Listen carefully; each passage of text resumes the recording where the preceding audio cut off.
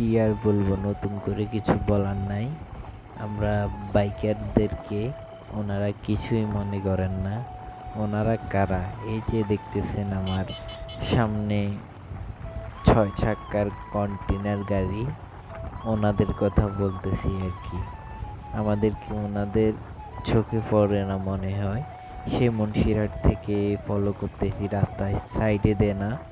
ওনার রাস্তা উনি দখল করে আছে। এই যে দেখেন দেখেন, রাস্তার দুই পাশে চলে গেছে, মাঝখানে উনি গাড়ি চালাইতেছে। দেখেন, ওনাদের জ্বালায় আমরা গাড়ি চালানোটাই নিষিদ্ধ করে দিবে এমন অবস্থা।